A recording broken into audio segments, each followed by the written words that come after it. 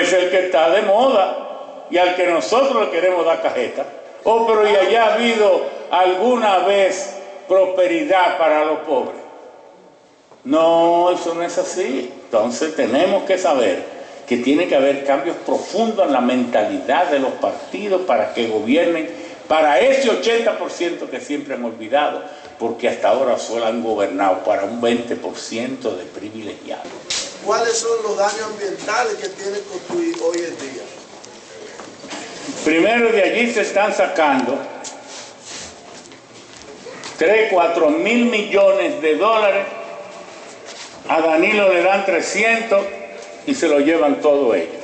Primer daño, el daño de burlar la pobreza y generar más pobreza. Si el 90% del pueblo de manera reiterada durante 3 años dice que no, ¿cómo carajo un gobierno va a decir que sí? Loma Miranda, Parque Nacional. Muchas gracias. ¡Arriba! ¡Abajo! ¡Faltando! ¡Falta abajo! ¡Arriba! ¡Abajo! ¡Faltando! ¡Falta abajo! ¡Arriba! ¡Abajo! Vamos a presentarles al perfil humano de este compañero, su educación universitaria, Ingeniería Química y Ciencias de las Computadoras en la Universidad de Kansas, Universidad de Bonn, Alemania, diseños de proyectos de ingeniería química, Universidad de Colorado School of Mines, Universidad de París, Francia, planificación del desarrollo económico y social, Universidad McGill de Montreal, Canadá, cursos sobre planificación de desarrollo. Ese compañero solo habla unos cuantos idiomas: italiano, alemán, inglés, francés. Su experiencia profesional: maestro de la secundaria Juan Pablo Duarte, quizás su trabajo más distinguido. Profesor de Ingeniería Química y Metalurgia en la UAS, director del Instituto Dominicano de Tecnología Industrial Indotec, vicepresidente del Instituto Mundial del Oro, presidente de la Refinería Dominicana de Petróleo, senador de la República por 4 periodos, presidente del Senado de la República por 3 periodos, presidente del PRD del 2005 al 2009, vicepresidente de la Internacional Socialista y en estos momentos es el productor del programa TV Soluciones con 24 años. Es un gran ser humano, sencillo, humilde y solidario. Compañeros y compañeras, pongámonos de pie para recibir a este compañero. Es para nosotros un placer y un honor presentar al compañero Ramón Albuquerque.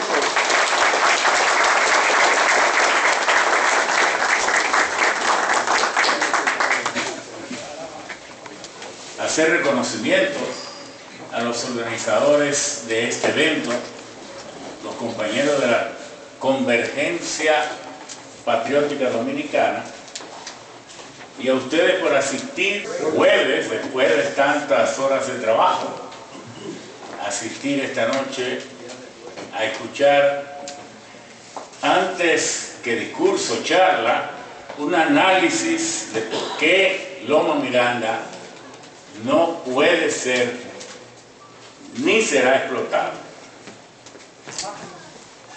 A la mesa de honor, las compañeras, los compañeros y las distintas fuerzas políticas que integran la Convergencia. Debemos saber qué está pasando en el mundo. Hasta 1982, hasta los científicos creían que la atmósfera se iba enfriando. Hasta que John Evans, retirado científico de la NASA, escribió un artículo dando razones para advertir que en vez de enfriarse, la atmósfera se iba a calentar. ¿Por qué decía él eso? Tras un análisis no solo de tomar muestras físicas y medir las condiciones termodinámicas del clima requieren unas estadísticas muy profundas, muy largas, porque dentro de los cambios climáticos ocurren lo que son alteraciones cíclicas de las condiciones termodinámicas de la atmósfera que por sí no constituyen cambios climáticos. El último gran cambio climático ocurrió hace 1500 años, cuando ocurrió el último ajuste en las glaciaciones, lo que supuso el derretimiento de gran parte de los glaciares eternos y de los casquetes polares, hasta conformar los niveles de los océanos y de los mares que teníamos hasta hace 50 años. Evans se basó en que el peor error de la humanidad es lo que muchos celebran: esta revolución tecnológica que estamos disfrutando para unos y sufriendo para otros. El mundo ha tenido 5 generaciones de revoluciones tecnológicas. La primera revolución tecnológica en sí no quiere decir la única. Decimos la primera en términos de revolución masiva, pero cuando el hombre aprendió a utilizar el viento con las embarcaciones a vela, eso fue una revolución extraordinaria. Cuando el hombre empezó a utilizar en los 1200 los sistemas, las caídas de agua en molinos industriales, semi-industriales, artesanales o molinos de viento ya para el año 1300, eso fue una revolución. En el año 900 después de Cristo, cuando el hombre empezó a aprender a injertar el injerto vegetal, tomar una yema de una ramita y sembrarla en un árbol para que se desarrolle con las mismas características que el árbol donante de la yema. Eso fue una revolución porque permitió al hombre producir frutos de calidad según lo daba una mata que tenía virtudes muy grandes. Uno las reproducía a través del injerto. La poda que había venido antes, ustedes saben que en el monte de Getsemaní, que todavía hay árboles que tienen 1400 años de estar siendo podados, quiere decir que la poda existía o nació antes de Cristo. Todo esto fueron revoluciones. Pero lo que llamamos como la gran revolución industrial de 1734, que ocurrió básicamente en Inglaterra y se fue esparciendo por toda Europa, fue con la entrada de la máquina a vapor, sustituyendo la fuerza de las máquinas por máquinas a vapor. La segunda revolución industrial masiva ocurrió cuando el hombre empezó a destilar la madera. Y entonces ustedes saben que de la madera, cuando se destila, se pueden obtener 500 tipos de productos, porque la gente no sabe que la trementina, que todas estas cosas son de la destilación de la madera. El alcohol propílico, que se le llama alcohol de la madera, el alquitrán, el tar, ese es de la madera. Tantas cosas que se hacen, toda la tecnología, toda la química, hasta el 1900 era de la destilación de la madera, que luego, más adelante, se empezó a utilizar el carbón mineral. Y entonces empezó la gran industria química de los 1830, esa es la segunda revolución industrial, hasta que entonces en Titusville, Pensilvania, se descubrió el petróleo. Willard Clark, un ingeniero ferrocarrilero, hizo la primera perforación, 400 metros de profundidad, y sacó petróleo, y allí entonces se cambió la faz del mundo. ¿Por qué? Porque entonces aprendimos a desenterrar fósiles. Vino Rockefeller empezó a diseñar y a construir torres de refinación de crudos, a obtener, y entonces se cambió la suerte de la humanidad. Se venía desarrollando los motores de combustión interna, pero en base al hidrógeno. El hidrógeno que se obtenía de la descomposición del agua, que da hidrógeno y oxígeno. Entonces el hidrógeno, cuando se quema en un motor, lo que da es agua. Lo que sale del mofle es agua. Pero cuando se sustituyó por petróleo, por derivado del petróleo, primero el queroseno, porque la gasolina se botaba, luego vino el diésel, hasta que entonces también empezó a utilizarse la gasolina.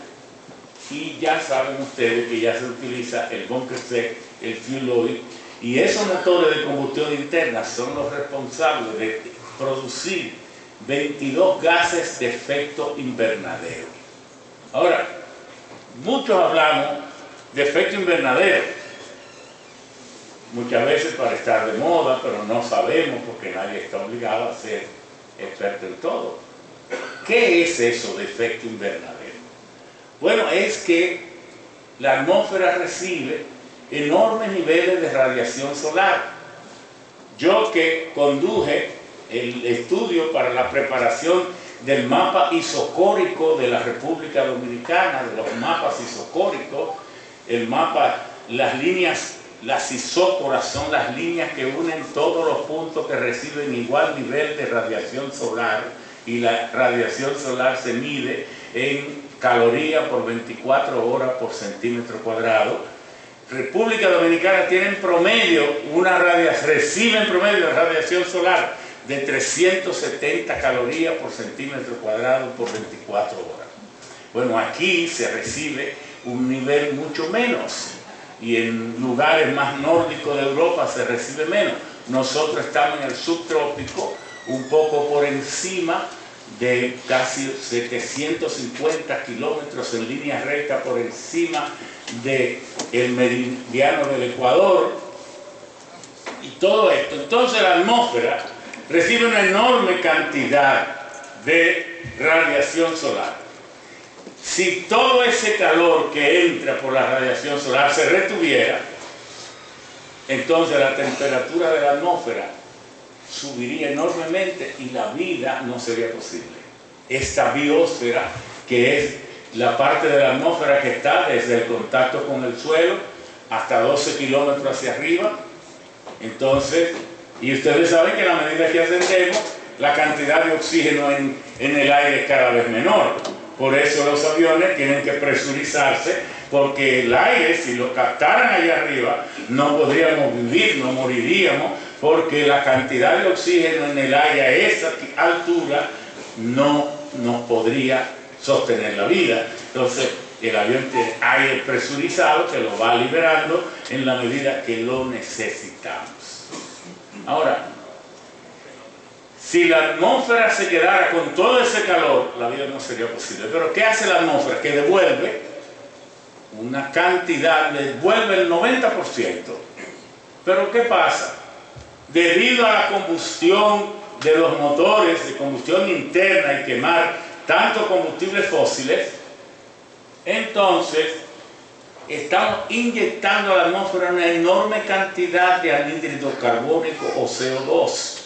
Debido a la deforestación, entonces hay demasiada evapotransportación del agua que se precipita, de la nieve que se derrite, porque nosotros como isla tropical solo tenemos una fuente para alimentarnos de agua, cuando llueve y cuando viene el rocío. Pero aquí los climas fríos, además de la precipitación y el rocío, tienen la nieve que cae y los glaciares eternos que se derriten en las cimas congeladas de la montaña. Entonces, aquí, a veces aunque no llueva, los ríos tienen un tremendo caudal. En nosotros, si no llueve, los ríos no tienen nada. Eso tenemos que tenerlo siempre presente. Pero bueno, ¿qué es eso de efecto invernadero? que en la medida que la atmósfera capta más anhídrido carbónico, ¿cuánto anhídrido carbónico debe tener la atmósfera para que la temperatura del planeta sea la que debe ser siempre? La que hace posible la vida. 14 grados centígrados promedio y no más. Sumando la de los polos, todo el promedio del planeta debe ser 14 grados, porque si sube, se deshielan los casquetes polares. Si sube, se derriten las cimas eternas de nieves hechas hielo en las cimas de la montaña. Y entonces se altera todo. La atmósfera debe tener 278 partes por millón de anhídridos carbónicos. Y aquí en Nueva York debe andar por los 380. Allá en Jaina, República Dominicana, por la alta concentración de industria, la refinería de petróleo y tantas cosas que hay allí, plantas eléctricas, etc., tenemos 480.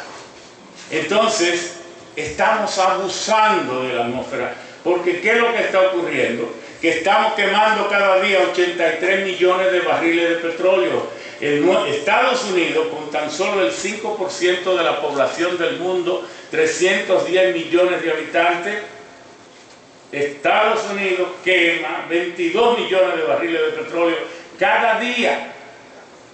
El mundo quema 84 millones de barriles de petróleo cada día. Y quema 88 millones de barriles de petróleo equivalente en forma de carbón cada día. Y quema 2.600 billones de metros cúbicos de gas natural cada año. La atmósfera tiene el mismo tamaño, la Tierra tiene el mismo tamaño. ¿Qué es lo que en realidad está cambiando de tamaño? La cantidad de seres humanos. Cuando Cristo andaba por el mundo, se estima que la población del planeta era 300 millones de habitantes. Cuando Thomas Malthus escribió el libro que revolucionó las naciones, que se llamó La demografía de los pueblos, en 1798 años después de Cristo, casi 1800, se estima que la población era 900 millones. Creció la población 600 millones en 1800 años. ¿Qué pasó en 1900? 100 años después. Que la población pasó de 900 a 1750 millones. Se duplicó. ¿Qué pasó en 1950? 50 años después. Que la población del mundo pasó de 1.750 millones de habitantes a 2.500. Pero lo dramático, lo grave, lo increíble, lo insostenible es que hoy somos 7.500.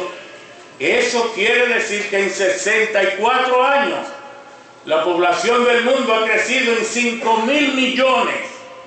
¿Puede eso seguir así? Porque si ya en República Dominicana, que en 1960 celebró el desfile del millón, aunque hubiera sido con el tirano, es porque llegamos a 3 millones.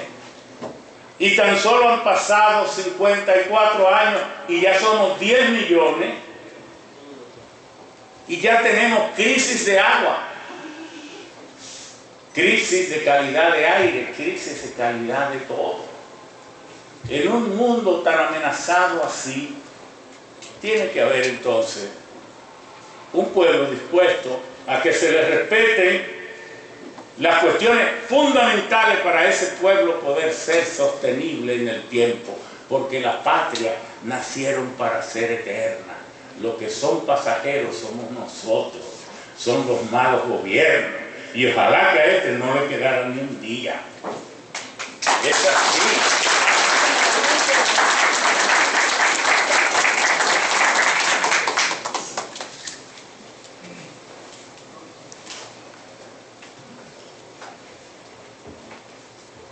En el norte, a 200 kilómetros, 300 kilómetros de Nagua y de Puerto Plata, está el Banco de la Plata, las Islas Caicos, de Turks Islands, y en esa masa oceánica se produce la evapotransportación más densa cuando el sol golpea la superficie del océano y va elevando la temperatura, que por eso es que se generan los huracanes, que a veces la gente, ¿y qué son los huracanes? Los huracanes surgen cuando la temperatura del mar llega a 26 grados a consecuencia del calentamiento que se produce a partir de finales de abril, cuando viene a llegar julio, agosto, septiembre. La cantidad de calor que está almacenando el mar en los trópicos eleva la temperatura de las aguas y la transportación se hace tan rápido, y por el efecto de Coriolis que se debe a la rotación de la Tierra empieza a formarse el remolino. ¿Para qué hace la naturaleza eso? Para que ese remolino, ese huracán, que en maya, en el idioma y la cultura maya, huracán significa el Dios que me protege, saque del trópico la excesiva cantidad de calor que depositó allí el sol y saque la enorme cantidad de evaporación y se la lleve hacia la zona fría. Los calentamos a ellos y nos refrescamos nosotros para hacer la vida posible. Si no existieran los huracanes, la vida en el trópico no fuera posible. Además, el huracán solo hace daño al pobre. Ningún rico muerto en un huracán. Entonces, esa enorme cantidad de vientos cargados de agua que se forma en el Atlántico es lo que se llama vientos alisios.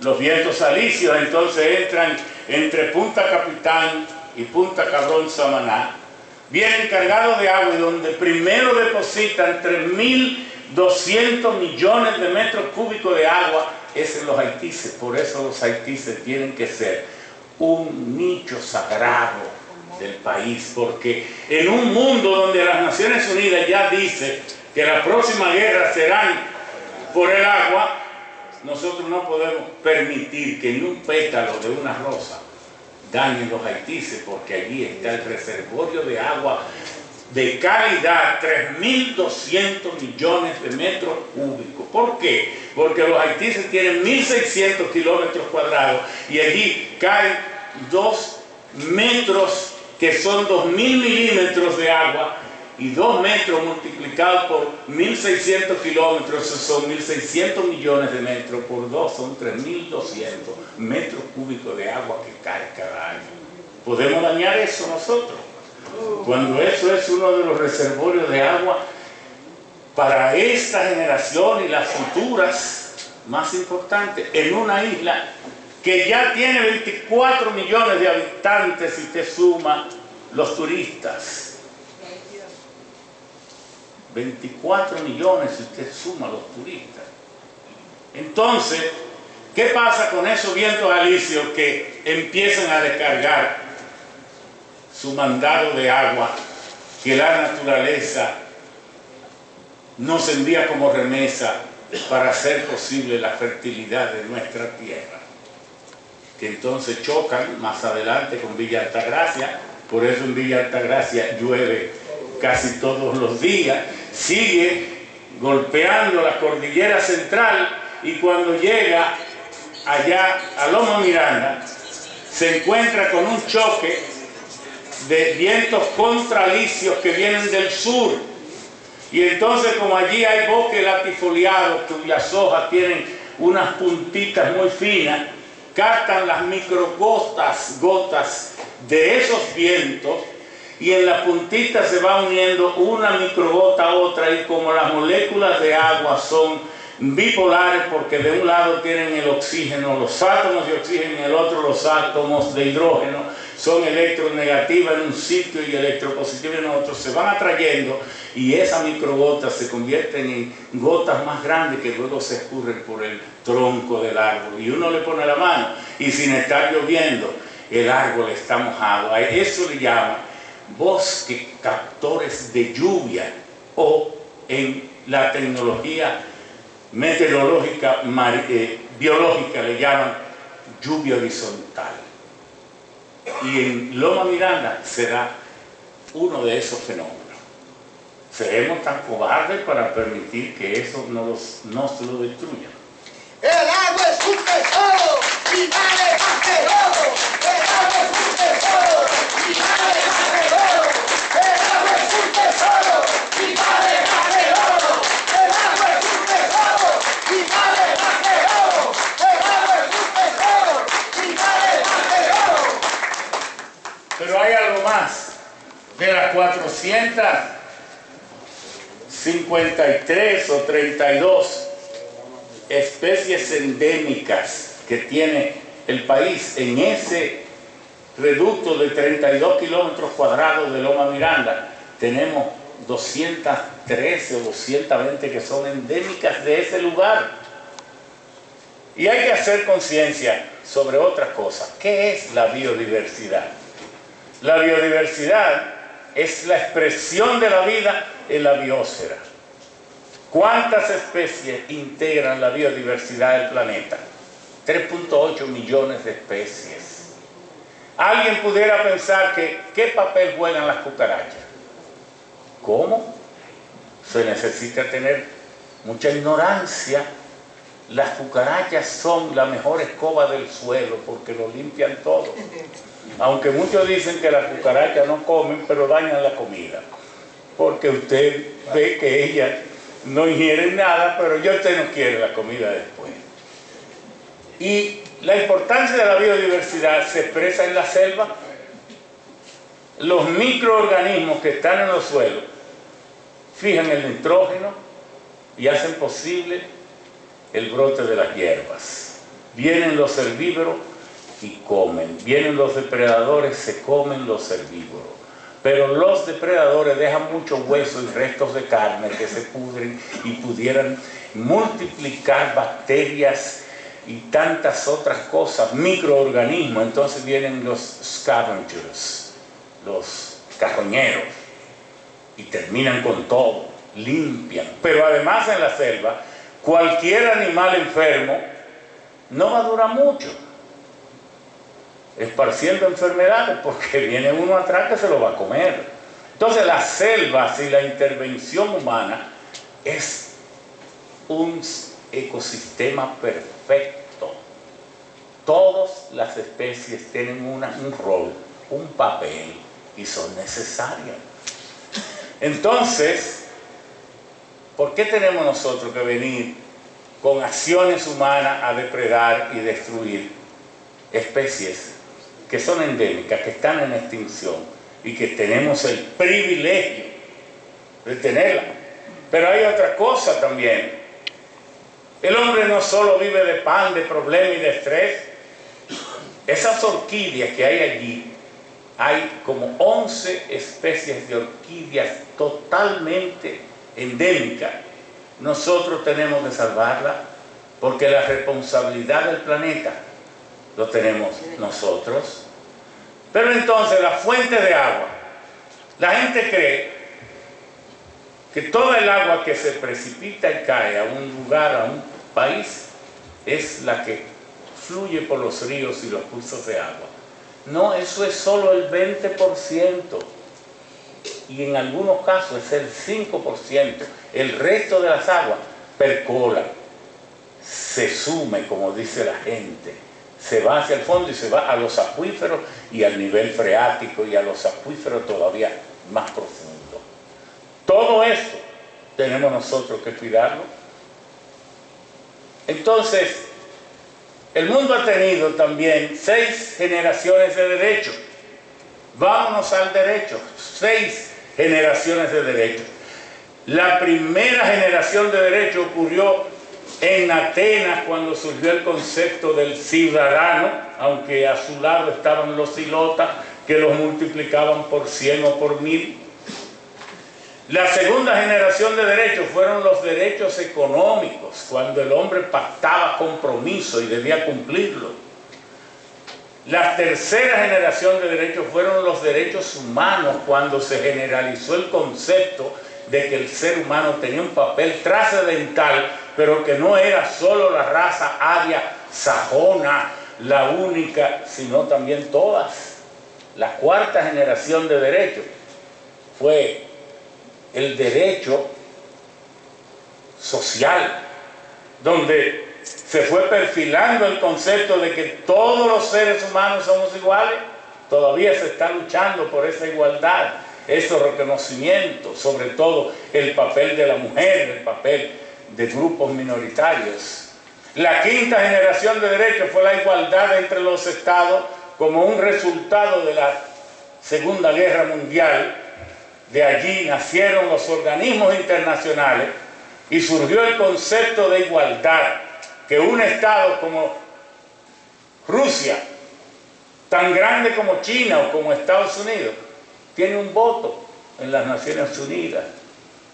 Ahora, desde luego, el nacimiento de las Naciones Unidas surgió castrada porque en el Consejo de la Seguridad hay unas naciones que tienen el derecho al veto y paralizan cualquier cosa con su derecho al veto, de manera, pero sí en las cuestiones fundamentales del día a día existe el derecho a la igualdad de los estados. Y la sexta generación de derechos es el derecho ecológico, donde el derecho ecológico, donde los árboles también tienen derechos, aunque los árboles, que son seres vivientes también, ustedes saben qué hacen los árboles. Ellos no se pueden mover de su lugar donde nacen. Son tan nobles y molestan tan poco que nunca van a molestar a nadie, porque nacen y mueren en el mismo sitio. Eso es tener dignidad. Pero además los árboles, como son seres vivos, tienen algunos instintos y reacciones. Cuando ellos sienten que lo están talando, cortando, bajan la savia a su tronco.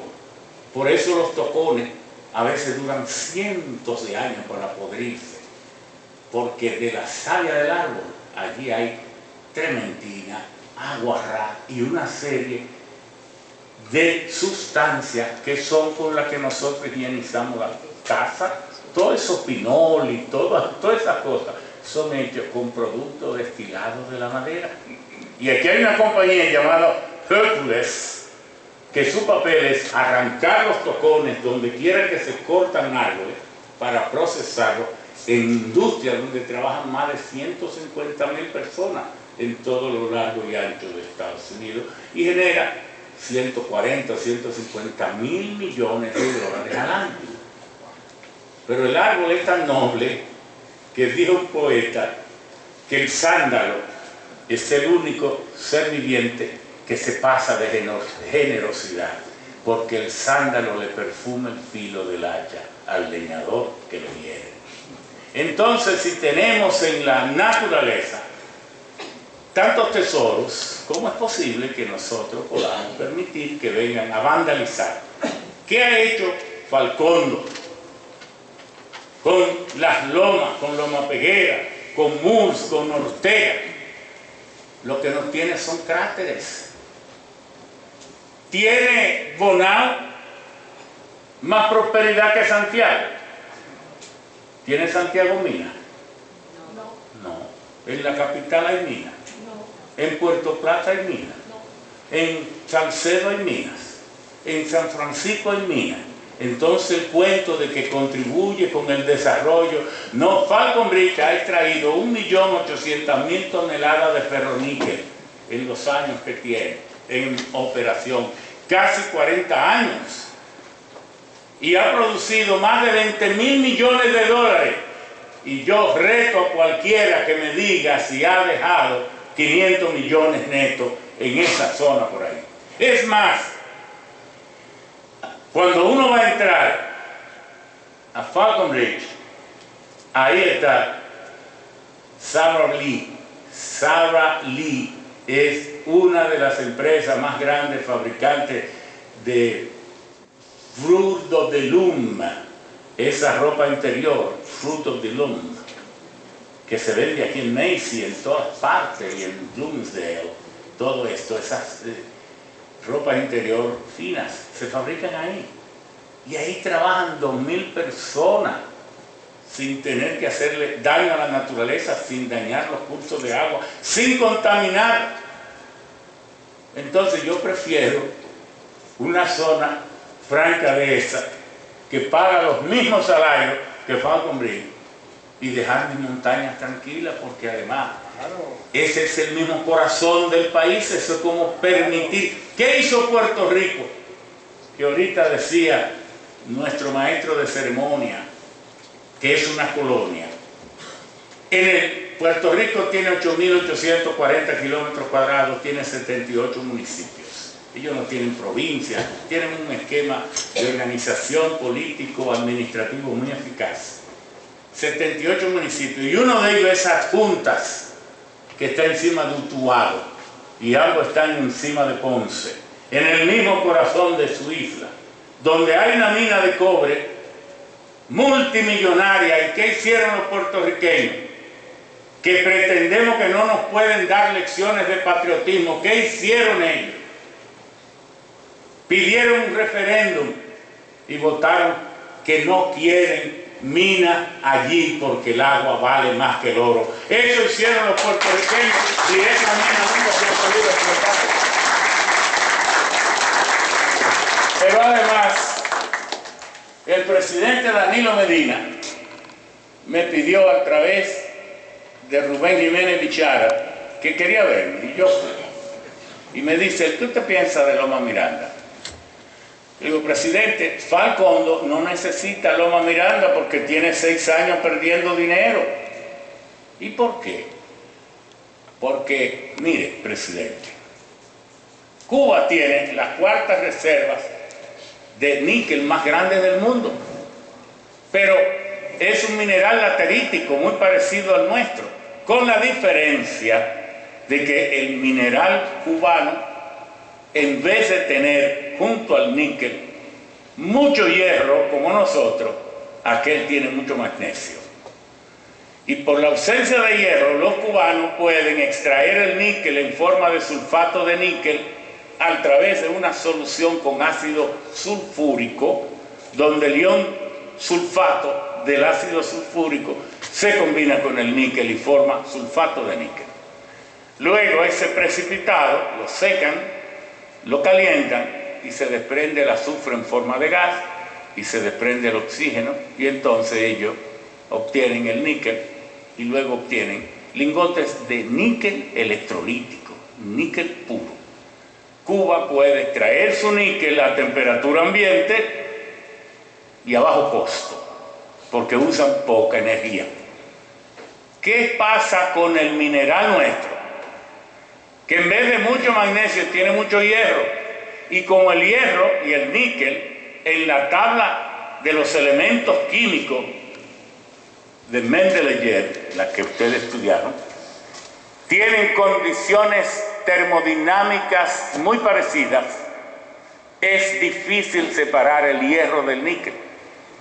Y por eso fue que en 1969 Falcon Bridge, una empresa canadiense, la que desarrolló esa explotación, después de varias investigaciones y después de montar una planta piloto para probar sus tecnologías, decidió que tenían que sacar ferroníquel en vez de níquel, el hierro y el níquel juntos. Claro, al país no le pagan por el hierro, solo por el níquel. Y en esos lingotes o barras o trozos de ferroníquel, el níquel es solo el 39%, lo que significa que para cuando Falcondo vende 1 tonelada de níquel, entrega 2.4 toneladas de ferroníquel para completar la tonelada de níquel. Pero ¿qué cuesta 1 tonelada de níquel? $23,000. ¿Por cuánto lo venden? Por $18,500. Entonces, ¿por qué insiste?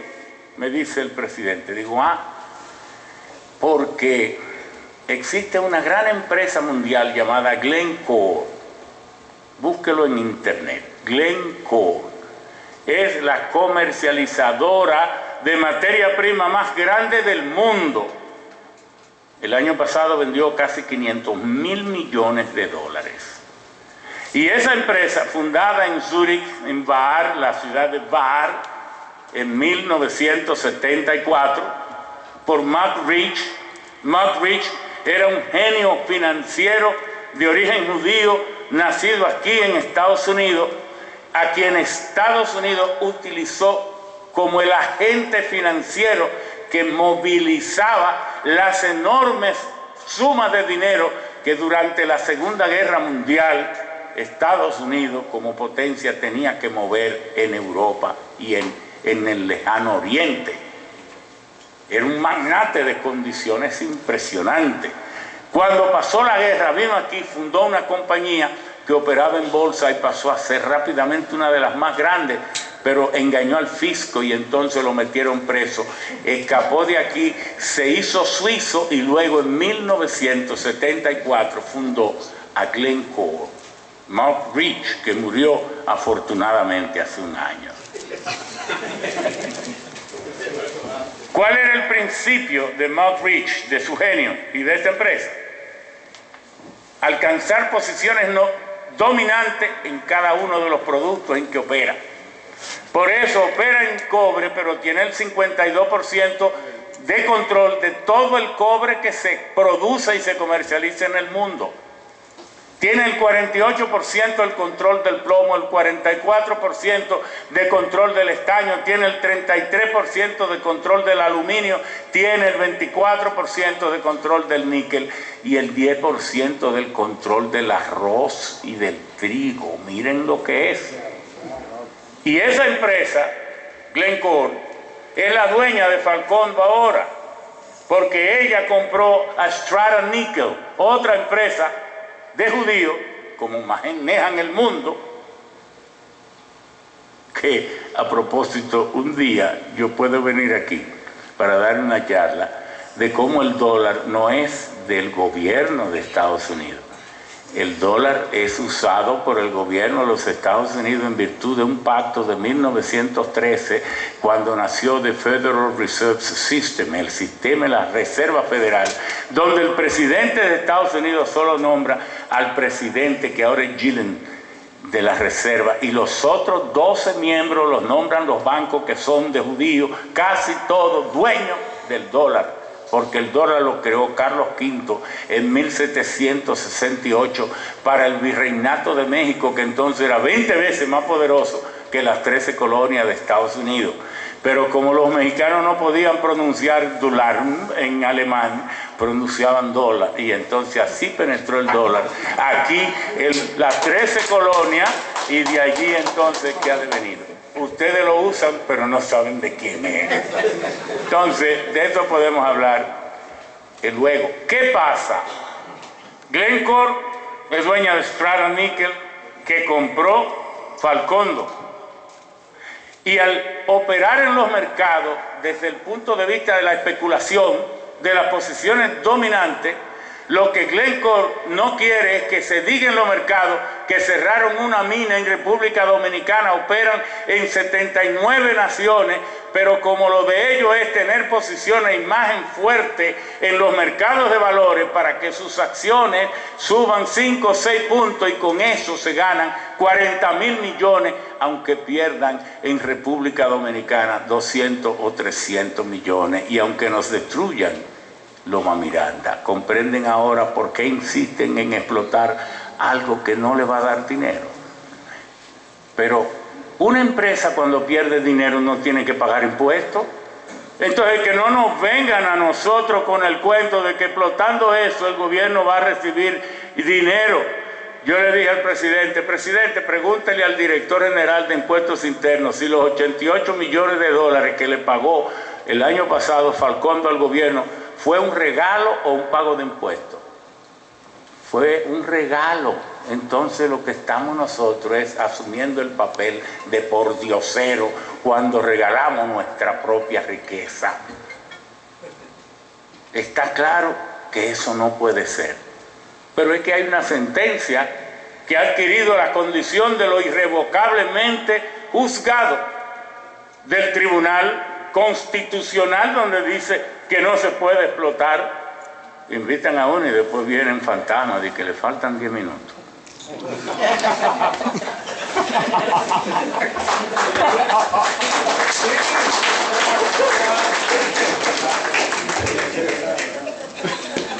Cuando uno está cogiendo gusto.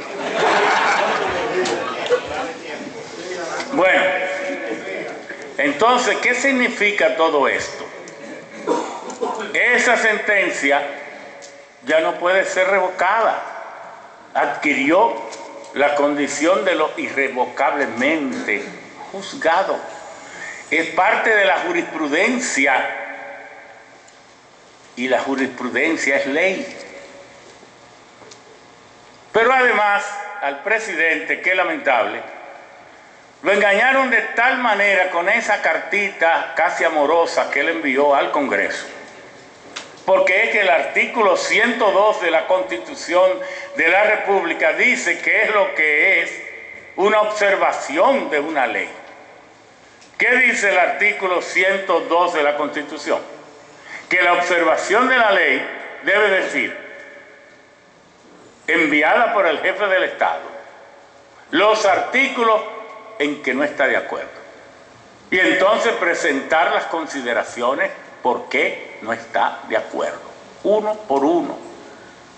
Pero él lo que le cogieron fue un documento que yo tengo, que publicó Falconbridge hace 2 meses y medio, justificando la explotación de Loma Miranda, y ese documento es el que aporta el 85% de lo que dice la carta del presidente. Qué lástima esto, que nos pongamos de mojiganga y al presidente. Pero además que miente el documento. ¿Por qué miente? El documento dice, me siento responsable de no promulgar esa ley, porque la Constitución de la República enfatiza que los recursos mineros deben ser aprovechados en provecho de la nación, debe ser aprovechado en beneficio de la nación. Por ejemplo, el artículo 17 de la Constitución dice, los yacimientos mineros deben ser aprovechados. Pero usted busca la Constitución, artículo 17, y no dice eso. ¿Qué dice? Los particulares pueden explotar los recursos naturales no renovables, como por ejemplo los recursos petroleros y mineros, solo cuando se pueda garantizar la seguridad o se pueda garantizar la sostenibilidad ambiental. Oigan, qué diferencia, y cómo en un documento. Pero no puedo mentir yo, ni debo mentir un niño, y a los niños se les enseña a no mentir. Entonces van a poner a un presidente a que mienta. Y ese documento está lleno de cosas así. Entonces, además, por no tener las características de contraproyecto que observa el proyecto de ley Loma Miranda, Parque Nacional, porque no tiene la característica de una observación constitucional, ese documento no es válido. Y por tanto, la ley que dice la Constitución que cuando pasa el plazo y el presidente no la observa, y como su observación no tiene validez, el proyecto de ley que declara Loma Miranda Parque Nacional es ley. Sencillamente, Loma Miranda es parque nacional, porque la Constitución no establece como una obligación que el presidente tenga que promulgarla. No, si él deja pasar los plazos, es ley, como lo dejó pasar, porque lo que envió fue un comentario deportivo. Bueno, entonces es ley. Pero además, la ley 6400, que es la ley de medio ambiente iniciada por nosotros, porque debo decirle, porque si he hecho mi trabajo, humildemente puedo reclamarlo, y yo he callado demasiado tiempo. Ustedes saben que de las 58 leyes que han ido cambiando un poco positivamente en nuestro país, mías son 34. 34, ni todos los presidentes juntos han hecho eso. Usted busca la ley de medio ambiente, la introduje yo. La ley general de electricidad, nosotros. La ley de seguridad social, para que al igual que Estados Unidos, que en 1934 el presidente Franklin Delano Roosevelt envió al Congreso the Social Security Act, para darle a los norteamericanos lo que hoy les asegura su retiro y sus pensiones y sus inhabilitaciones, que es el seguro social, y que entró en vigencia en 1934 y que hoy se ha desarrollado tanto que de los 16.800 trillones que debe el gobierno de los Estados Unidos, el 70% se lo debe a la seguridad social. De manera que también eso hemos creado nosotros allá. Pero lo que quiero decir es que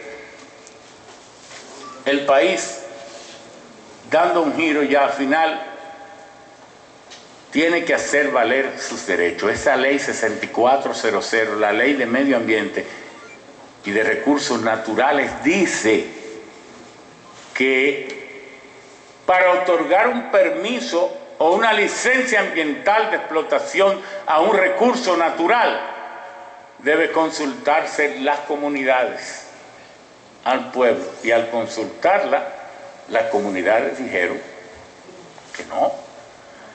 Y entonces, si la Academia de Ciencia, la expresión más alta del conocimiento científico y tecnológico del país, dice que no, lo justifica y lo prueba. Si la Universidad Autónoma de Santo Domingo dice que no, lo justifica y lo prueba.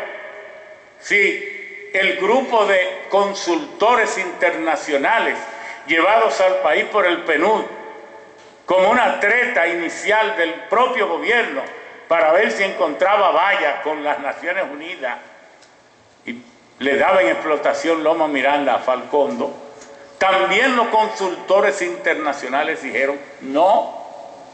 Si la propia Iglesia Católica, que llevó científicos ambientales de Roma y de otros sitios para fundamentar su pastoral en pro de la diversidad y a favor de la vida, dice que no. Si el 90% del pueblo, de manera reiterada durante 3 años, dice que no, ¿cómo carajo un gobierno va a decir que sí? Loma Miranda, Parque Nacional. Muchas gracias.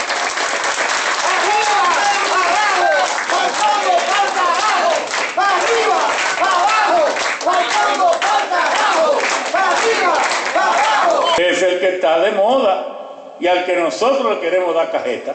Oh, pero ¿y allá ha habido alguna vez prosperidad para los pobres? No, eso no es así. Entonces tenemos que saber que tiene que haber cambios profundos en la mentalidad de los partidos para que gobiernen para ese 80% que siempre han olvidado, porque hasta ahora solo han gobernado para un 20% de privilegiados.